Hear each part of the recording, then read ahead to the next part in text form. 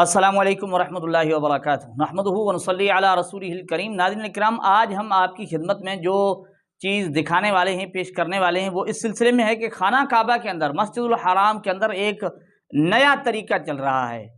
اب ہم بتانا یہ چاہتے ہیں، ایک تو یہ نیا طریقہ وہ کیا ہے، دوسری بات یہ کہ اگر ہم اس چیز کو نہیں دیکھتے تو اس کا نقصان کیا ہے، اور سمجھتے ہیں تو فائدہ کیا ہے۔ فائدہ یہ ہے کہ دیکھیں، اگر ہم اس چیز کو سمجھ لیں گے، اس مسئلے کو سمجھ لیں گے، تو ہمارا بھی جب یہ سفر سعادت ہمیں بھی نصیب ہو یا ہمارے رشتہ دار ہوں تو انہیں ہم اس چیز کو سمجھا سکتے ہیں کہ وہاں جا کے کیا کرنا ہے، کیا مسئلہ ہے، اس وقت کیا چل رہا ہے۔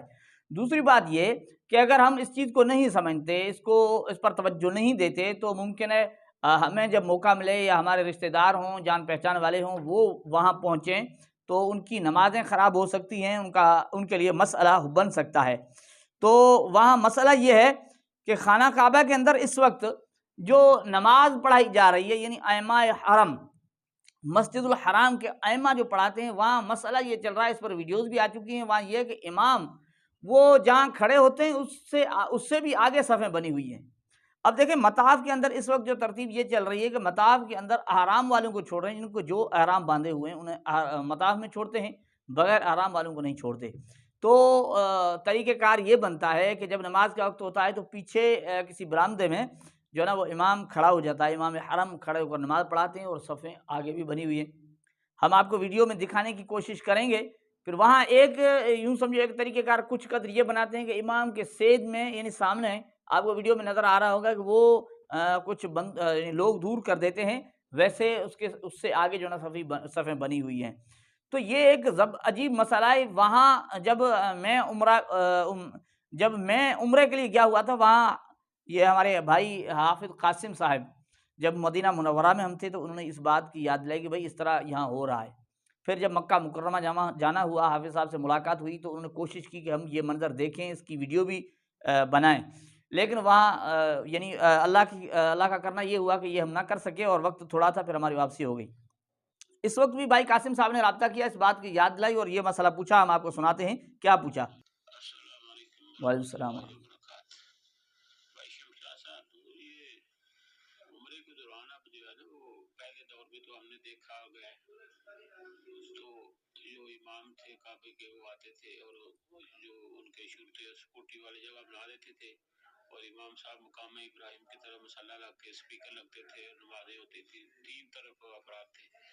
لیکن اب کوئی تبدیلی یہ دیکھی ہے کہ اب تو وہ گارڈ جو ہے نا امام صاحب سیکورٹی گارڈ کے ساتھ ہی وہ جو ترکی کے پرانے برآمدے بنے ہوئے ہیں اس کے اندر ہی کو 5 6 10 آدمی جو ہے نا وہ نماز پڑھاتے ہیں، اور باقی حرم میں چاروں طرف لوگ نماز پڑھ رہے ہوتے ہیں، امام کے آگے بھی، اور یہ بڑی امام کے آگے بھی پڑھ رہے تھے۔ اب یہ بھی بھائی حافظ قاسم صاحب نے یہ مسئلہ پوچھا ہے کہ بھائی آخرکار یہ کیا ہے اس سلسلے میں۔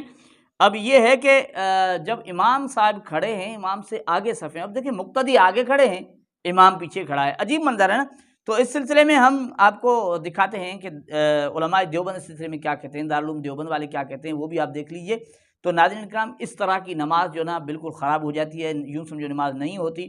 تو آپ کی خدمت میں عرض کرنے کا مقصد یہ ہے کہ جب ہم اس چیز کو سمجھ لیں کہ بھائی اس طرح نماز نہیں ہوتی، تو ہمیں جب یہ موقع ملے یا ہمارے رشتہ داروں کو ملے، ان کو ہم اس چیز کو سمجھا دیں۔ اب ضروری بات یہ کرنی ہے کہ بھئی وہ لوگ کہاں ہیں جو قرآن و حدیث کے دعوے دار تھوڑی سی بات پکڑ کر کہتے ہیں یہ کہاں حدیث سے ثابت ہے، قرآن و حدیث کے خلاف ہو رہا ہے، یہ کیوں ہو رہا ہے، ان کی زبانیں کیوں گنگ ہیں، کیوں زبانیں ان کی خاموش ہیں، کیوں وہ نہیں بولتے، وہ غیر مقلدین جو دن رات اعناف پر یعنی زبان ان کی چلتی رہتی ہے، بولتے ہی رہتے ہیں، یعنی ان کو بیانات آ رہے ہوتے ہیں، وہ اس وقت کیوں خاموش ہیں، انہیں کیا ہو گیا؟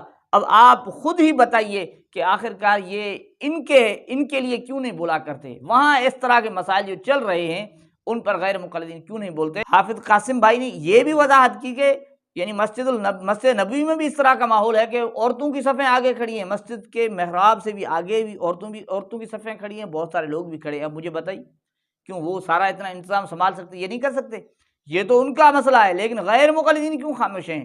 وہاں جو رہ رہے ہوتے ہیں لال رومال والے لوگ، وہ کہاں سو چکے ہیں؟ ناظرین اکرام، اس سے یہ پتہ چلتا ہے کہ غیر مقلدین کو صرف تکلیف ہوتی ہے تو احناف سے ہوتی ہے، پھر ان کا مسئلہ اگر صحیح بھی ہو اسے غلط ثابت کرنے کی کوشش کرتے ہیں، اور وہاں جو کچھ ہو رہا ہے اگرچہ وہ اس طرح کے بہت سارے عجیب مسئلے ہوں لیکن وہاں بولتے نہیں ہیں۔ اللہ جل جلالہ ہمیں ان کی حقیقت کو سمجھنے کی توفیق عطا فرمائے۔ یہ ہے حقیقت۔